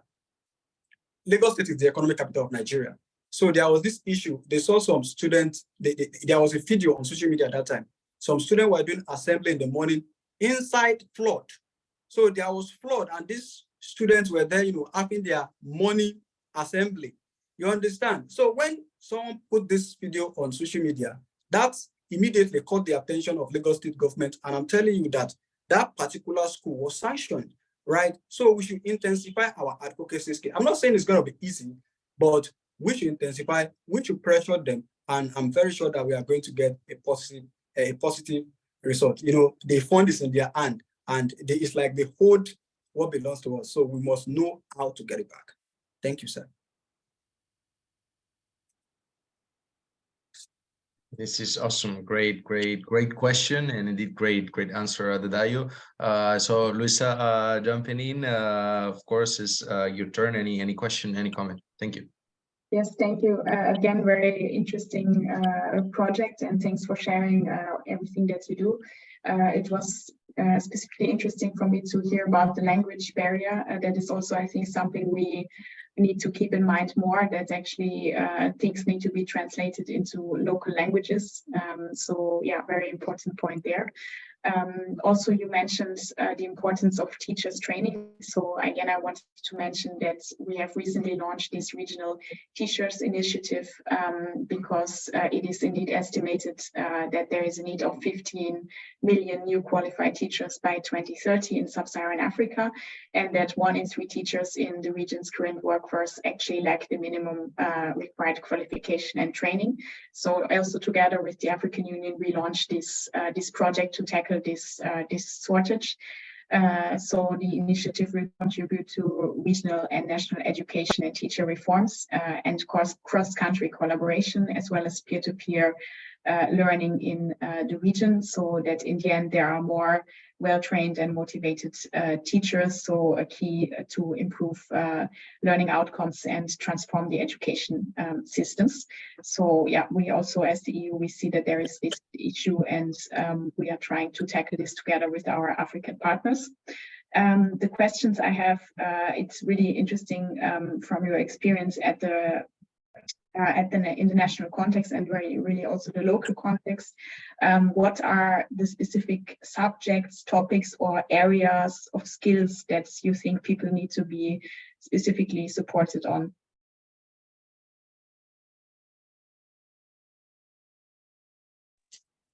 Sorry, I got disconnected at some point, so I didn't really get the background of the question.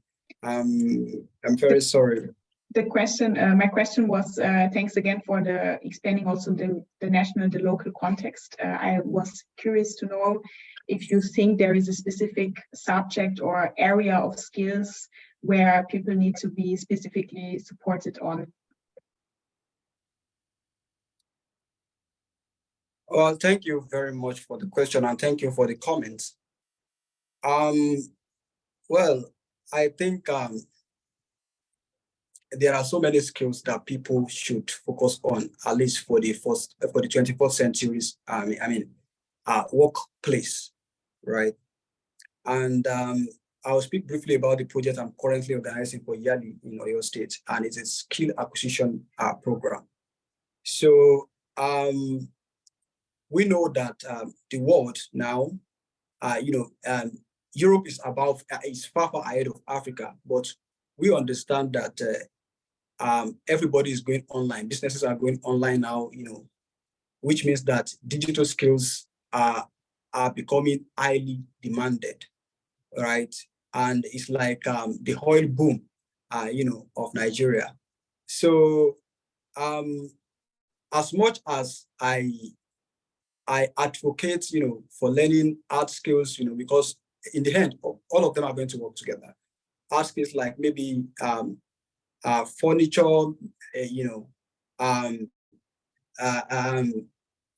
clothes making, fashion designing, art and craft, and so many other things. I think tech space, right, is actually a good gig, for young persons now. So if you focus on tech, we have a lot of people that are very talented, very creative, and have good analytical skills in Africa, most especially in my community. What I usually think for myself, and this is where this usually touched me, is that someone that because didn't have, there is an initiative in Nigeria. That initiative is Chest in the Slum by Tunde Olokoya. And what they do is that they look for people that drop out, young children that drop out of school, and they try to pick them off the streets, and then they put them, I don't know how they do this, but because I've not spoken with the person directly, they put them in school and teach them intense skills. And I was very, thrilled when I heard of a guy that they picked from the street of Lagos and is now a software developer for a company. There is talent in Africa. I'm very sure about that. And if we train them, if we give them like test skills, they can be very useful, not only to Nigeria, but to the world, entirely. So tech is the order of the day now. Data analysis, graphic design, UI, UX design, and all of those things. If we can focus on that, teach these people, they can also be useful and join the current workforce, tech workforce.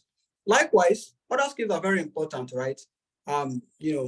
Carpentry is very important because if you don't have tables and chairs and all of those things inside your room, you know that you are missing something. So all these skills are also very important. But I feel that nowadays, 21st century, right, tech take priorities. And also, the skills I've seen in my time, as a young person working with people, is that most especially working in a social initiative that we have teams, is that young persons that I've worked with, some of them lack teamwork skills, right? Conflict resolution, how to deal with things that make teamwork, how you form the team from the start. There are things that are very, very important to the success of your journey, based on the organization goal and things that you set out to achieve. So while the hard skills are very important, soft skills like communication, emotional intelligence, team working skills, financial intelligence is very, very good for anybody that is going to be a manager of a social initiative, because you have to maintain a positive cash flow, which is very, very, very important, as someone who wants to sustain a project that will impact the life, that wants to solve a problem, right? You want to solve a problem. That's why you're out there. So all these things are very important. Let us have a balance of, maybe if I would train people, if I organize any training for young people, subsequently, it will be in my capacity, there will be a tech skill and a soft skill, a tech skill, which is a hard skill, and, a soft skill, which can be maybe emotional intelligence or maybe teamwork, conflict resolution among team members, how you handle situation, decision making. Those are the things that are very, very, very, very important, to Europe as well as Africa. They are fundamentals. Thank you. Benson, I think you had a question or a comment related to that, or you can jump in. Yes, sure. I just want to comment for both of our graduating fellows. You both have amazing projects. I have something that is teaching me. Recently, one of the greatest people in the world said that this generation's leader is one who empowers others. So I would like to ask each one of you, if at all there is anyone else you're empowering to fit in your shoes. Because as a person, I realized I'll not be young forever, but there is always a need for someone else to fill in the shoes. So if it is something that is not happening yet, maybe you can just ponder upon it and ask yourself if it is worth it to nurture someone else who can always follow your footsteps or not. Thank you. I don't know if Daniel Adedayo, if you want to jump in to the question, Benson. All right, can I go first? Yes, of course. I'm very sorry I won't be able to turn on my video. It's really affecting my network. No worries. So I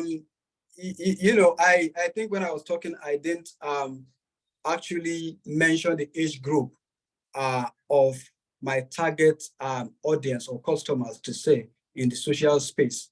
There are people between the age of 12 and 19. So, and in Nigeria, these people are usually either in senior secondary school or they are, out of secondary school. In Nigeria, we do primary 633 system of education. 633 system of education, right? You have the primary school, the 3 years of junior secondary school, 3 years of senior secondary school, and then we have the higher institution. So these people, this category of people, 12 to 19, they are either in senior secondary school or they are transiting into the into the universities, right? So, and we targeted them because we believe that serious decisions about life are made at this stage of life, right? You are just going into puberty, your sex organs start to give you some funny reaction. You are having some hormonal, rearrangement, and all of those physiology are going on in your system. And also you feel like, oh, you are becoming an adult, you want to behave somehow. So you really need guidance at this point, most especially, regarding your career path. So we started first, when we started with the initiative, it was a mentorship session for senior secondary school students and pre-university students, those people that want to transit into university. And then we try to teach them on purpose identification, and skills that are needed. We try to use, and we were very strategic about the kind of examples we used. So most common, we use people like Nelson Mandela, Maya Angelou, Muhammad Ali, Jack Ma, all these people, so that they are motivated. They can see themselves as change makers. You don't have to be in social space before you can be a change maker. Someone think one day and think about Google and revolutionize technology. You understand? And revolutionize how things are being done, how businesses are being done. So we try to, let these young persons know that they are the agent of change in the future in whatever space they want to, either banking. I am a pharmacist. I practice as a pharmacist in Nigeria, and also I practice as a program manager, right? I am a pharmacist.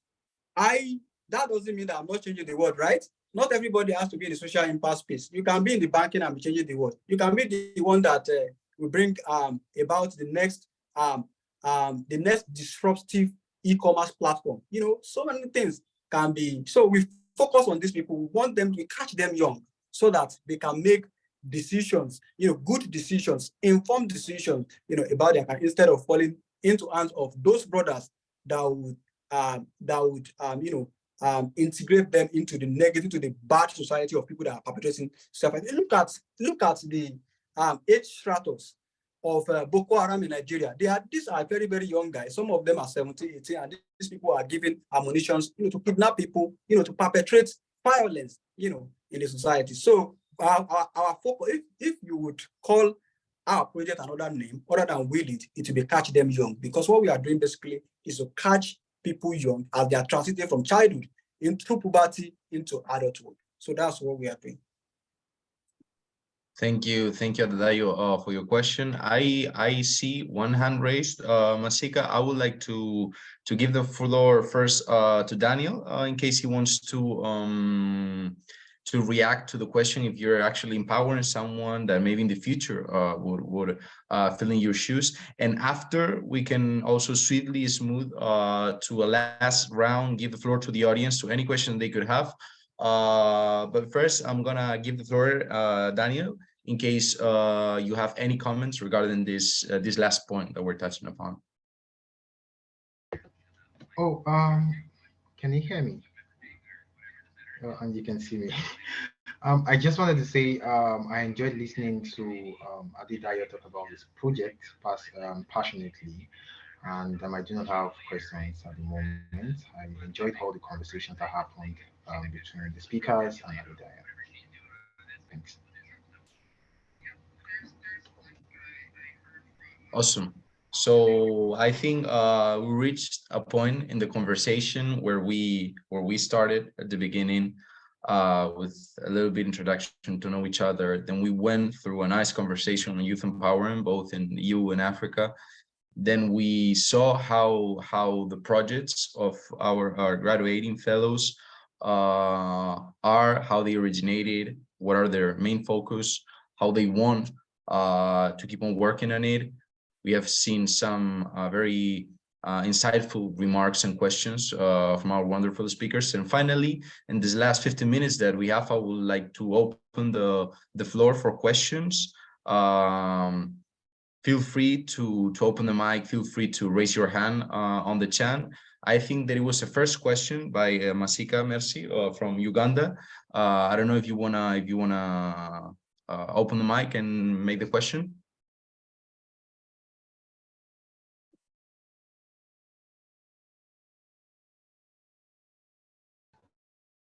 Hello? Hello? Can you hear me? Yes. Hello? Yes, we So hear you. good evening. I'm happy to be part of the call.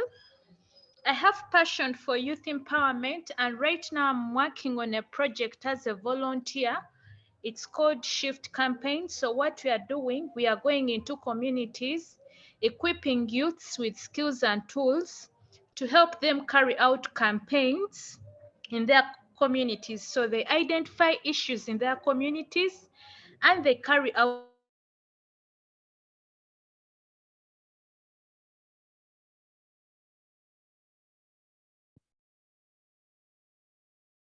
Masika, I think that we cannot, we're not able to hear you very well. Maybe if you want to type the question on the chat, that will also work.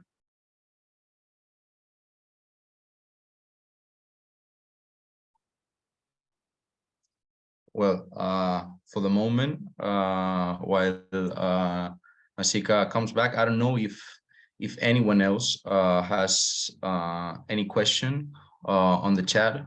I see also some of our fellows in the chat, but we can wait. Maybe if Masika comes back or types the question. But definitely, I will maybe have one last question to wrap up, and I was wondering maybe how this kind of initiatives, how this kind of youth empowerment projects that you've listened to today maybe could be supported from both like an institutional perspective from the EU and also from a national perspective in Uganda. Where do you think is the place of these kind of initiatives that you have heard of today?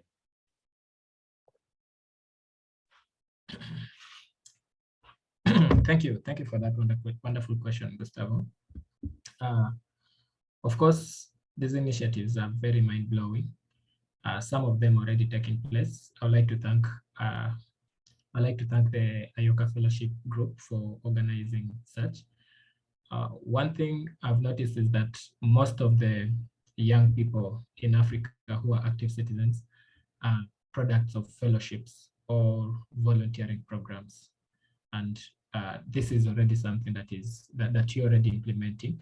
And of course, we only need to broaden it, make it stronger across Africa, so that we can create a big network of Ayoka fellows across Africa, just like you can see any other fellowship programs.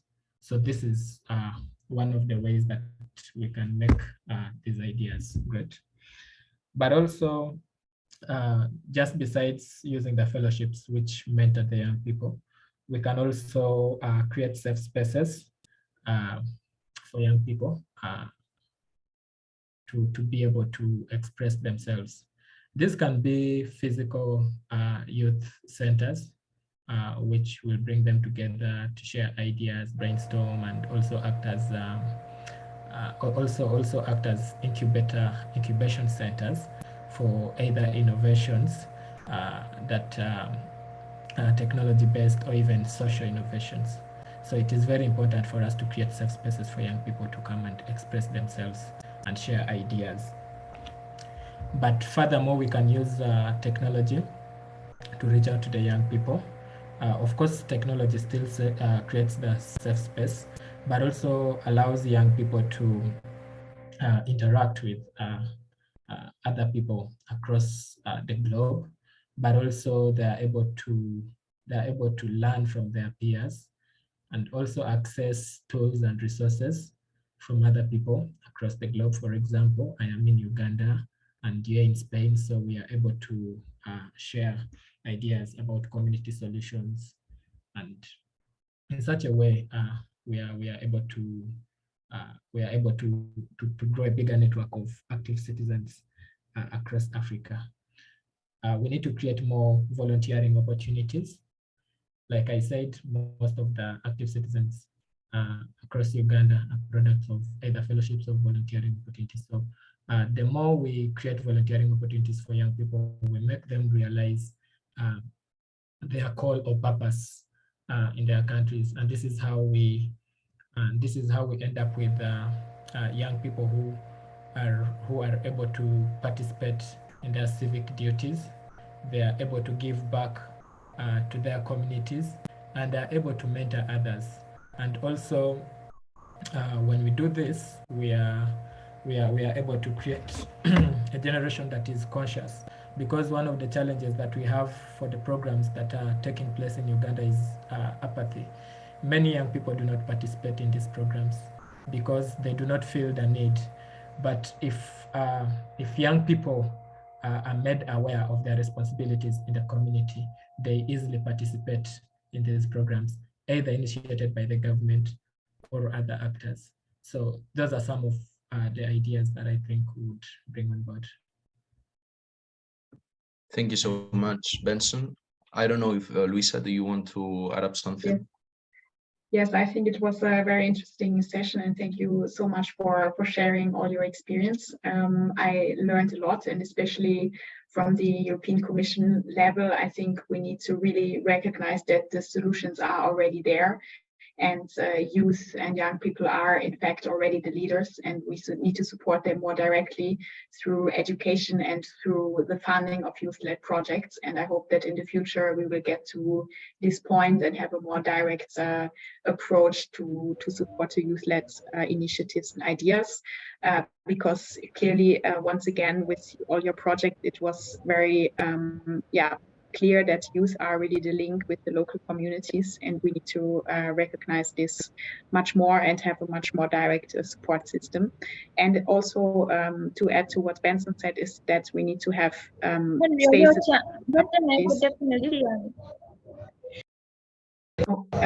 Yes. Sorry. Okay. So I think, yeah, we need more spaces for visibility for these projects, and more spaces like this to where young people can share their leadership skills and can share their projects that are already existing, and to make these solutions that are actually already being implemented by young people more visible. Thank you. Thank you so much for your answers.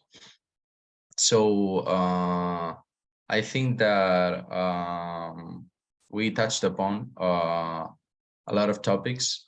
I think that, as we said before, we went from the very beginning, from getting to know each other, getting to understand each other's ideas, to see the projects, and in the end to talk about youth empowerment. So in a way, I would like to, as a wrap up, I would like to thank you everyone for attending first the call and the offer to the speakers to actually listen and invest some of your priceless time to understand what are these projects, because they mean a lot to the fellows. As you've seen, both Daniel and Adayo have huge passion about their projects, and they're trying to empower the rest. So definitely, I would like to thank you all for coming. I would like to thank our fellows for all the effort that they have put all over across the program, for taking advantage of every stage. And I'm very glad, and I'm sure that everyone's so glad to see the progress and the impact that because of your effort and because of your interest, mainly you have done. So I would like to thank you all for being here. I would like to give you a big round of virtual applause.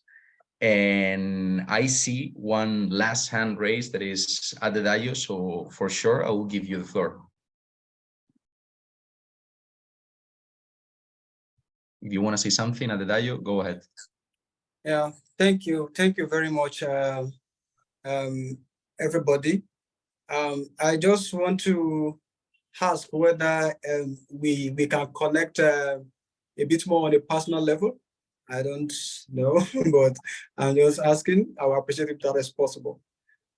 Thank you very much, most especially to our speakers and also to Ayoka fellowship team, and to my friend and my partner on this session, Mr. Daniel. I think I'm very lucky listening to you this evening. Thank you very much. Thank you. This is a moment to say thank you. Can I do the same as well? Of course, of course, of course. Yeah, thank you so much for personally for this session, first, and for the whole of the Ayoka Fellowship. It's been a whole 1 year of so much learning from the different stages that we went through in the fellowship. I really appreciate this. Beyond the learning too, the fellowship also exposed me to a lot of other international organizations like the United Cities and local government and some other organizations that that the fellowship opened me to. I'm grateful for that. I just want to say that. Thank you too for hosting us, Gustavo. Thank you for your work. Thank you to the rest of the team. Thank you for the speakers too. I learned a lot. My note is full of so much point that I've written and actions I need to take to improve my project. Thank you so much. God bless you. Bye. I don't know, maybe as we just collectively wrapping up with Benson or Lisa, you want to have some last words, last comments? Just to thank you, and it's been a really inspiring session, and I take a lot of input with me that I will share also with other colleagues in the commission. So thanks a lot for having me. Thank you. Benson, if you're gonna go. Yeah, I'd like to thank Ayoka Fellowship team for inviting me. It is not every day that we have opportunity to speak to fellow young people. I'm really honored.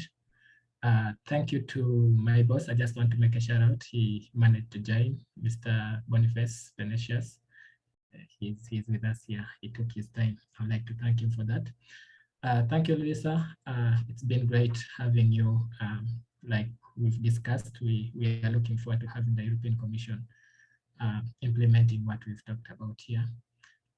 To the fellows, yes, every dream starts with a dreamer. Keep going. Thank you so much. Well, I think with this beautiful round of goodbyes and thank you messages, I would also like you, as I said before, thank you for being here, having the time with us. I see a last hand raised, but because of time constraint, what we could do, Masika, if you want, you can forward us your question, and we'll be pleased to have it and give it an answer back to you to pass it. So yes.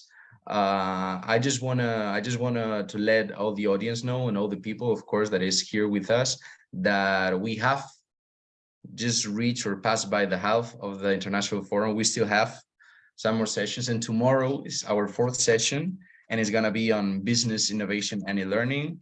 We're gonna have 3 of our great fellows with us. We're gonna talk about business and innovation and e-learning. It's gonna be from 6 to 9. You're all more than welcome to join and to keep on learning from their projects. So as we say, thank you so much. Hope we can keep on building on these first connections that we have made during this session, that you really enjoyed your time. And that's it. I hope you have a very good rest of the day. And goodbye to everyone. Thank you. Bye. Bye bye. Bye bye. Bye bye.